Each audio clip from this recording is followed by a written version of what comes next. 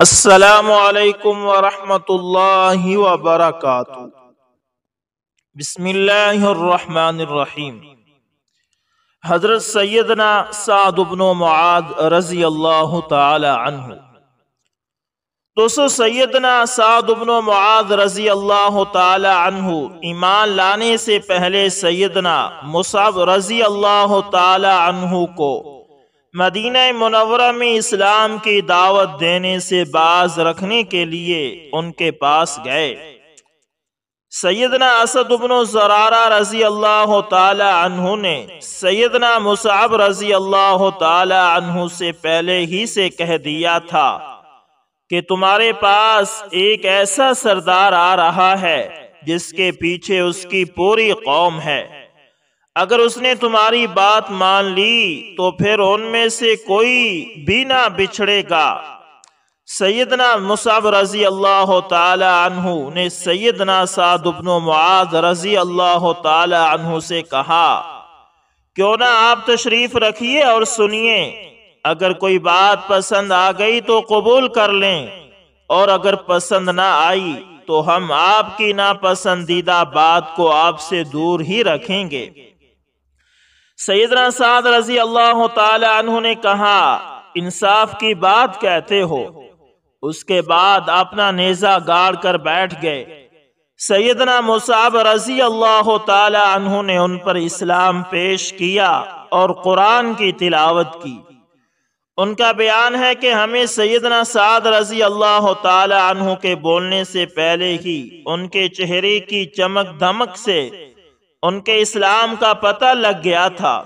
اس کے بعد انہوں نے زبان کھولی اور فرمایا، تم لوگ اسلام لاتے ہو تو کیا کرتے ہو؟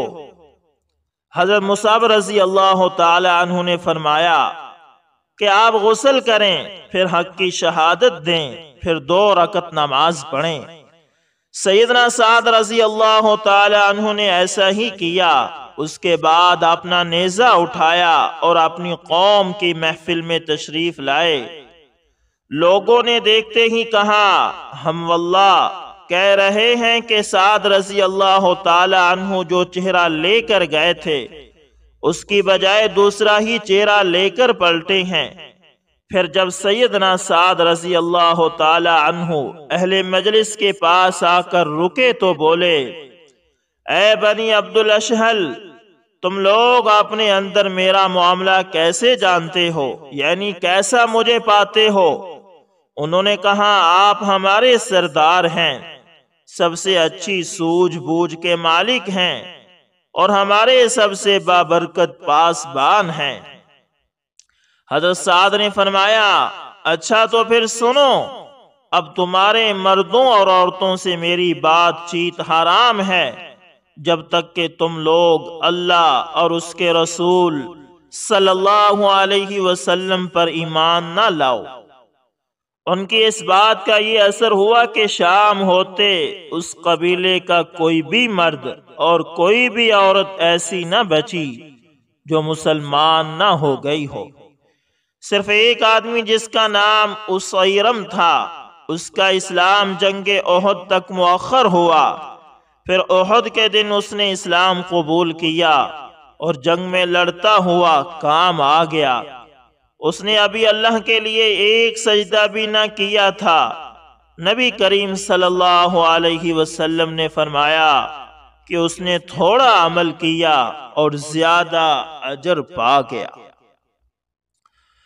سیدنا سعد بن معاذ رضی اللہ تعالی عنہ، مختصر سی اسلامی زندگی کے اوراق پر نگاہ ڈالی جائے تو یہ بات بخوبی عیاں نظر آتی ہے کہ سیدنا سعد بن معاذ رضی اللہ تعالی عنہ کو جب جب موقع ملا انہوں نے بے مثال عزیمت و شجاعت کا مظاہرہ کیا۔ بالخصوص غزوہ بدر اور غزوہ بنی قریظہ 2 ایسے مواقع ہیں جب ان کی فہم و فراست، دینی حمیت اور اولو العزمی حد درجہ کمال کو پہنچی نظر آتی ہے۔ سیدنا سعد بن معاذ رضی اللہ تعالی عنہ اور مارکہ بدر۔ میدان بدر میں رسول اللہ صلی اللہ علیہ وسلم نے ایک اعلیٰ فوجی مجلس شورا میں درپیش صورتحال کی سنگینی کا تذکرہ فرماتے ہوئے کمانڈروں اور عام فوجیوں سے تبادلہ خیال کیا۔ اس موقع پر پہلے سیدنا ابو بکر رضی اللہ تعالی عنہ، پھر سیدنا عمر بن الخطاب رضی اللہ تعالی عنہ، اور پھر سیدنا مقداد بن عمرو رضی اللہ تعالی عنہ نے پرعزیمت کلام کیا۔ تاہم یہ تینوں کمانڈر مہاجرین میں سے تھے جن کی تعداد لشکر میں کم تھی، جبکہ رسول اکرم صلی اللہ علیہ وسلم کی خواہش تھی کہ انصار کی رائے معلوم کریں کہ وہ لشکر میں اکثریت میں تھے اور مارکے کا اصل بوجھ انہی کے شانوں پر پڑنے والا تھا۔ یہ بات سیدنا سعد بن معاذ رضی اللہ تعالی عنہ، جو کہ انصار کے کمانڈر اور علمدار تھے، بھانپ گئے۔ چنانچہ انہوں نے عرض کی، باخدا ایسا معلوم ہوتا ہے اے اللہ کے رسول صلی اللہ علیہ وسلم کہ آپ کا روئے سخن ہماری طرف ہے۔ آپ صلی اللہ علیہ وسلم نے اس بات میں جواب دیا جس پر سیدنا سعد بن معاذ رضی اللہ تعالی عنہ یوں گویا ہوئے، ہم تو آپ صلی اللہ علیہ وسلم پر ایمان لائے ہیں، آپ صلی اللہ علیہ وسلم کی تصدیق کی ہے اور یہ گواہی دی ہے کہ آپ صلی اللہ علیہ وسلم جو کچھ لے کر آئے ہیں سب برحق ہے، اور اس پر ہم نے آپ صلی اللہ علیہ وسلم کو اپنی سمع و طاعت کا عہد و میثاق دیا ہے۔ چنانچہ اے اللہ کے رسول صلی اللہ علیہ وسلم، آپ کا جو ارادہ ہے اس کے لیے پیش قدمی فرمائیں۔ اس ذات کی قسم جس نے آپ کو حق کے ساتھ مبعوث فرمایا ہے، اگر آپ ہمیں ساتھ لے کر اس سمندر میں بھی کودنا چاہیں تو ہم اس میں بھی آپ کے ساتھ کود پڑیں گے، ہمارا ایک بھی آدمی پیچھے نہ رہے گا۔ ہمیں قطعاً کوئی ہچکچاہٹ نہیں کہ آپ صلی اللہ علیہ وسلم کل ہمارے ساتھ دشمن سے ٹکرا جائیں۔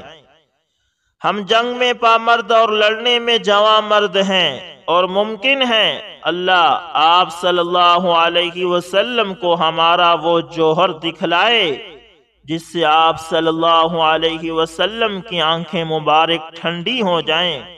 بس آپ ہمیں ہمراہ لے کر چلے، اللہ برکت دے۔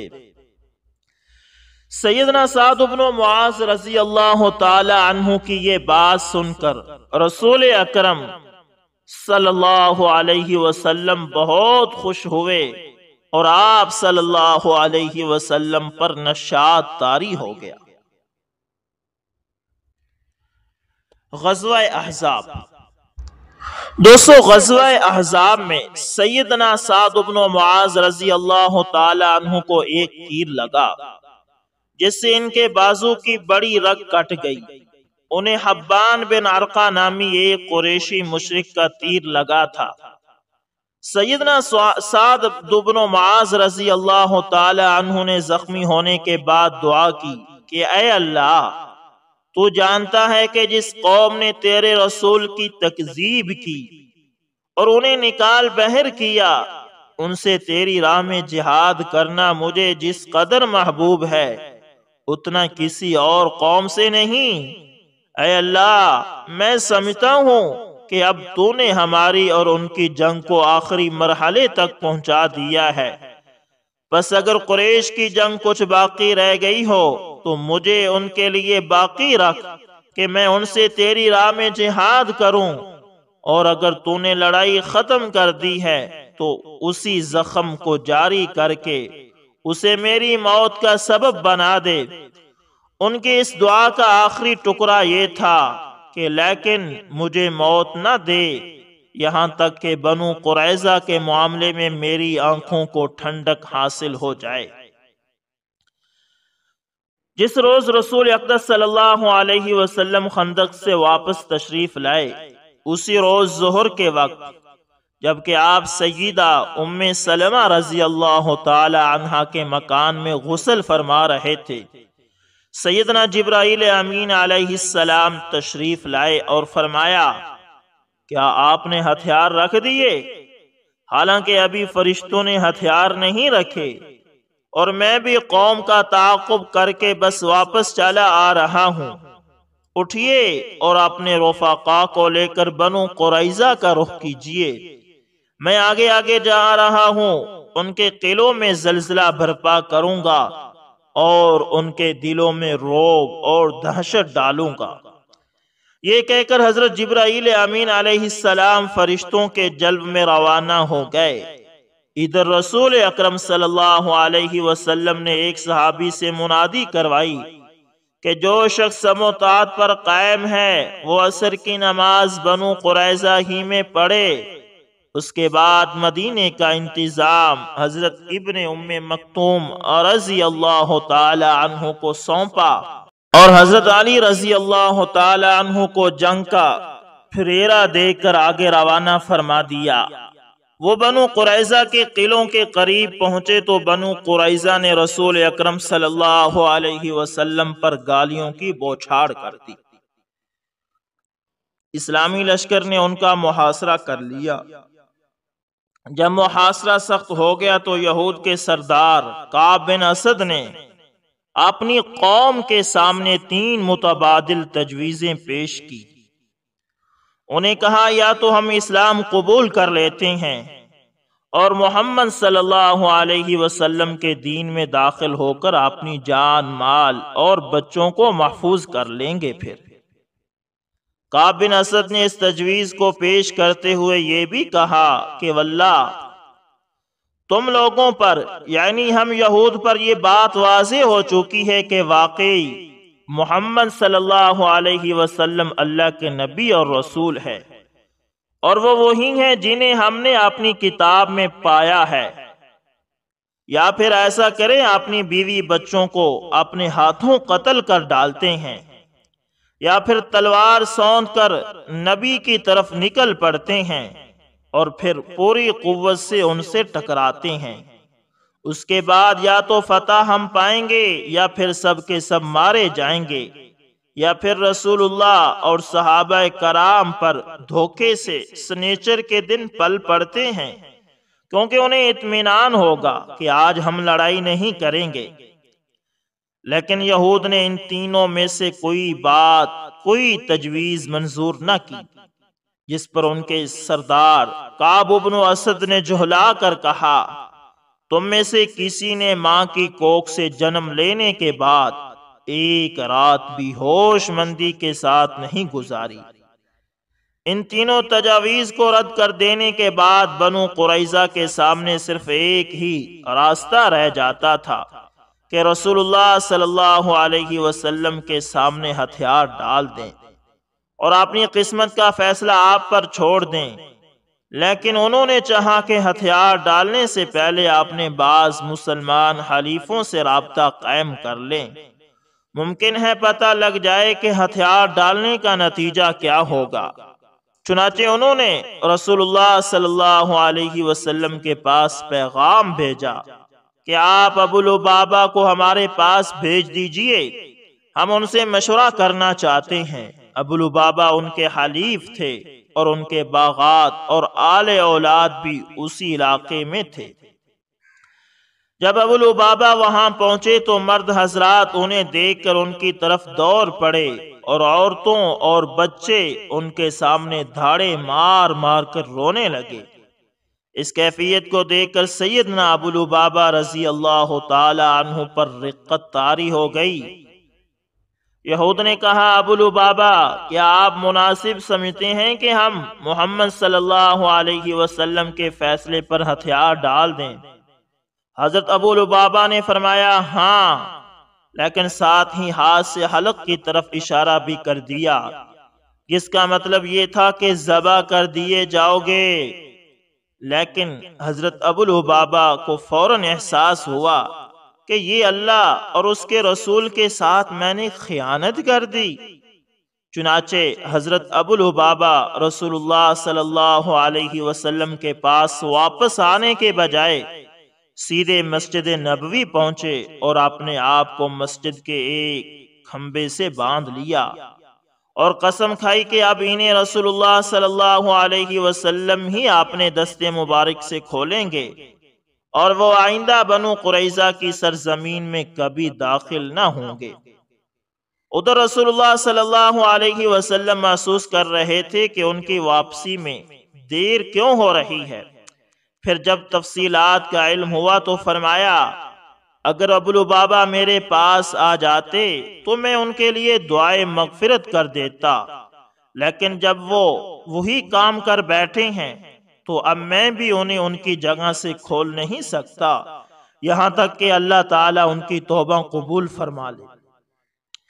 ادھر ابو لبابہ کے اشارے کے باوجود بنو قریظہ نے یہی طے کیا کہ رسول اللہ صلی اللہ علیہ وسلم کے سامنے ہتھیار ڈال دینے چاہیے اور جو فیصلہ آپ صلی اللہ علیہ وسلم مناسب سمجھے کریں۔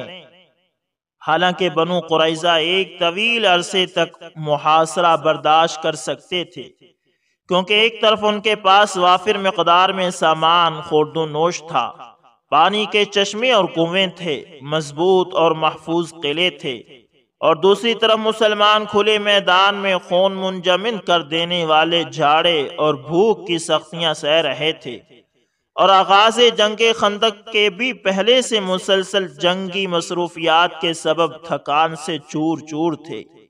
لیکن جنگ بنی قریظہ در حقیقت ایک اعصابی جنگ تھی، یعنی جنگ بنی قریظہ ایک اعصابی جنگ تھی۔ اللہ نے ان کے دلوں میں رعب ڈال دیا تھا اور ان کے حوصلے ٹوٹتے جا رہے تھے۔ پھر حوصلوں کی یہ شکستگی اس وقت انتہا کو پہنچ گئی جب سیدنا علی بن ابی طالب رضی اللہ تعالی عنہ اور سیدنا زبیر بن عوام رضی اللہ تعالی عنہ نے پیش قدمی فرمائی، اور سیدنا علی رضی اللہ تعالی عنہ نے گرج کر یہ اعلان کیا کہ ایمان کے فوجیوں، اللہ کی قسم اب میں بھی یا تو وہی چکھوں گا جو حمزہ رضی اللہ تعالی عنہ نے چکھا، یا ان کا قلعہ فتح کر کے رہوں گا۔ چنانچہ سیدنا علی رضی اللہ تعالی عنہ کا یہ عزم سن کر بنو قریظہ نے جلدی سے اپنے آپ کو رسول اللہ صلی اللہ علیہ وسلم کے حوالے کر دیا کہ آپ جو فیصلہ مناسب سمجھیں کریں۔ رسول اللہ صلی اللہ علیہ وسلم نے حکم دیا کہ مردوں کو باندھ دیا جائے۔ چنانچہ محمد بن مسلمہ انصاری رضی اللہ تعالی عنہ کے زیر نگرانی ان سب کے ہاتھ باندھ دیے گئے اور عورتوں اور بچوں کو مردوں سے الگ کر دیا گیا۔ قبیلہ اوس کے لوگ رسول اللہ صلی اللہ علیہ وسلم سے عرض پرداز ہوئے کہ آپ نے بنو قینقاع کے ساتھ جو سلوک فرمایا تھا وہ آپ کو یاد ہی ہے۔ بنو قینقاع ہمارے بھائی خزرج کے حلیف تھے اور یہ لوگ ہمارے حلیف ہیں، لہٰذا ان پر احسان فرمائیں۔ آپ نے فرمایا کیا آپ لوگ اس پر راضی نہیں کہ ان کے متعلق آپ ہی کا ایک آدمی فیصلہ کرے؟ انہوں نے کہا کیوں نہیں؟ آپ صلی اللہ علیہ وسلم نے فرمایا تو یہ معاملہ سعد بن معاذ کے حوالے ہے۔ اوس کے لوگوں نے کہا ہم اس پر راضی ہیں۔ اس کے بعد آپ نے سیدنا سعد بن معاذ رضی اللہ تعالی عنہ کو بلا بھیجا۔ حضرت سعد بن معاذ مدینہ میں تھے، لشکر کے ہمراہ تشریف نہیں لائے تھے کیونکہ جنگ خندق کے دوران ہاتھ کی رگ کٹنے کے سبب زخمی تھے۔ انہیں ایک گدھے پر سوار کر کے رسول اللہ صلی اللہ علیہ وسلم کی خدمت میں لایا گیا۔ جب قریب پہنچے تو ان کے قبیلے کے لوگوں نے انہیں دونوں جانب سے گھیر لیا اور کہنے لگے سعد، اپنے حلیفوں کے بارے میں اچھائی اور احسان سے کام لیجئے گا۔ رسول اللہ صلی اللہ علیہ وسلم نے آپ کو اسی لیے حکم بنایا ہے کہ آپ ان سے حسن سلوک کریں۔ مگر حضرت سعد چپ چاپ تھے، کوئی جواب نہ دے رہے تھے۔ جب لوگوں نے گزارش کی بھرمار کر دی تو بولے اب وقت آ گیا ہے کہ سعد کو اللہ کے بارے میں کسی ملامت گر کی پرواہ نہ ہو۔ یہ سن کر بعض لوگ اسی وقت مدینہ آ گئے اور قیدیوں کی موت کا اعلان کر دیا۔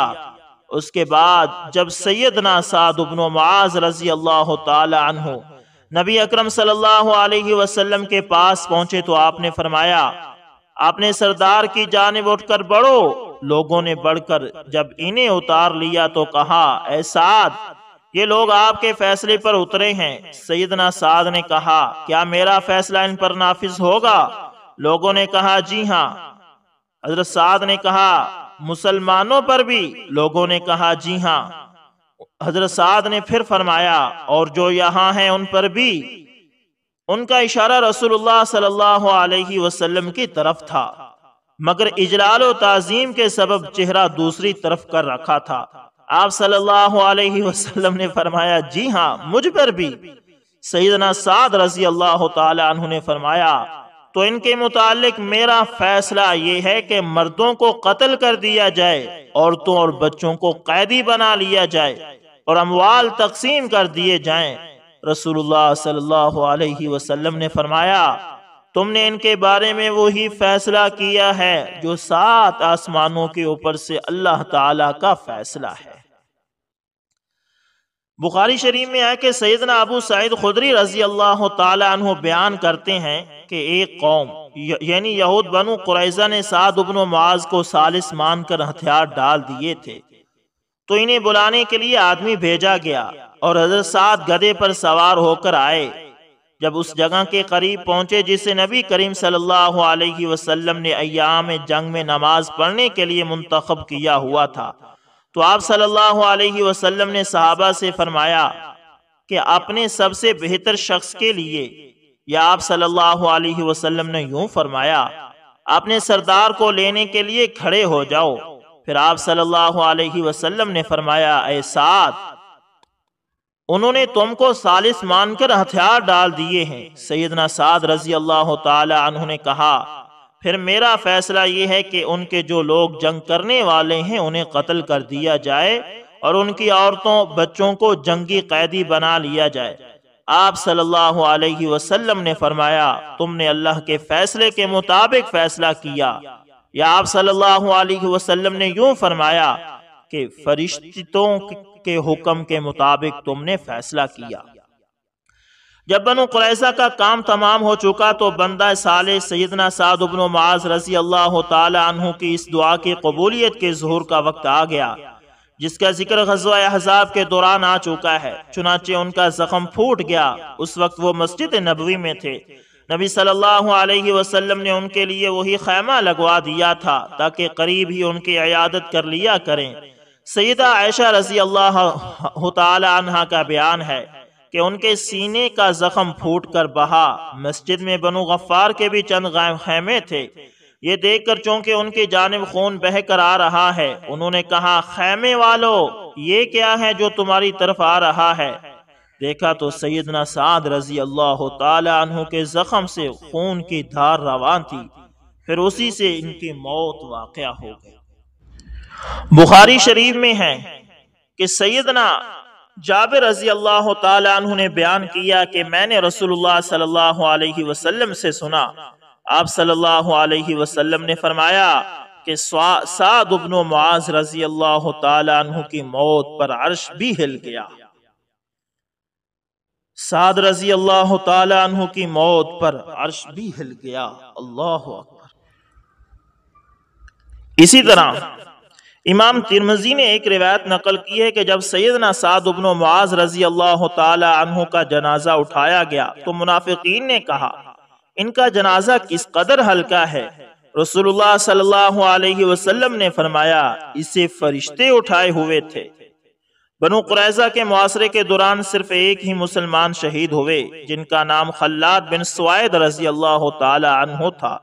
یہ وہی صحابی ہیں جن کو بنو قریظہ کی عورت نے چکی کا پاٹ پھینک کر مارا تھا۔ ان کے علاوہ سیدنا عکاشہ رضی اللہ تعالی عنہ کے بھائی ابو سنان بن محسن نے محاصرے کے دوران وفات پائی۔ جہاں تک سیدنا ابو لبابہ کا معاملہ ہے تو وہ 6 راتیں مسلسل ستون کے ساتھ بندھے رہے۔ ان کی بیوی ہر نماز کے وقت آ کر کھول دیتی تھی اور وہ نماز سے فارغ ہو کر پھر اسی ستون میں بند جاتے تھے۔ اس کے بعد رسول اللہ صلی اللہ علیہ وسلم پر صبح دم ان کی توبہ نازل ہوئی۔ اس وقت آپ سیدہ ام سلمہ رضی اللہ تعالی عنہ کے مکان میں تشریف فرما تھے۔ سیدنا ابو لبابہ رضی اللہ تعالی عنہ کا بیان ہے کہ سیدہ ام سلمہ رضی اللہ تعالی عنہ نے اپنے گھر کے دروازے پر کھڑے ہو کر مجھ سے کہا، اے ابو لبابہ خوش ہو جاؤ کہ اللہ نے تمہاری توبہ قبول کر لی ہے۔ یہ سن کر صحابہ انہیں کھولنے کے لیے اچھل پڑے، لیکن انہوں نے انکار کر دیا کہ انہیں رسول اللہ صلی اللہ علیہ وسلم کے بجائے کوئی اور نہ کھولے گا۔ چنانچہ جب نبی صلی اللہ علیہ وسلم نماز فجر کے لیے نکلے اور وہاں سے گزرے تو انہیں کھول دیا۔ یہ غزوہ ذی قعدہ میں پیش آیا تھا۔ 25 روز تک محاصرہ قائم رہا تھا۔